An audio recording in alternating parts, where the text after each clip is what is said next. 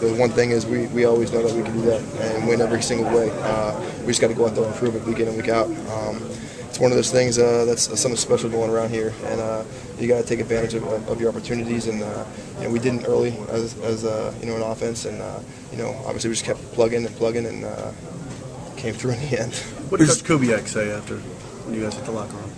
Same thing. Obviously last week we won in one way, and then we had to come out there and score big points this week. It's not something you always want to have to do, but whatever it takes to get the W is whatever it takes to get the W, and that's what happened. What was the problem with them shutting down Arian early? Problem with them shutting him down? Yeah, he had 11 carries for 30 yards at the half. Yeah, well, I mean, a couple of those were short yardage plays where they had a couple of guys in the box that weren't supposed to be there that we didn't plan on, and obviously we made those adjustments come the second half. But that's the one thing about our offense that's so key is that if we can establish that run early, it's going to open up so much other stuff. And today we had to rely upon it a little bit, and then Matt just took over. Were you aware that Matt at one time after the pick had 15 straight completions, Chris? No, you don't obviously follow that kind of stuff, and I'm sure he may not even known it in his head, but he's proven it in the past, and he obviously proved it today that he's our fearless leader that we're going to always play with. What are you guys thinking? It's 1st and goal from the 9-yard line after Parmalee broke loose. Just get the stop. You don't ever have doubts in our defense. Even today, them giving up some yards and some points, you always have that full faith and confidence in them, and they came through.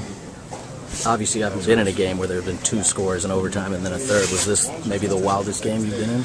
Yeah, I haven't been in too many overtime games, and with the old rules, they used to finish pretty quick.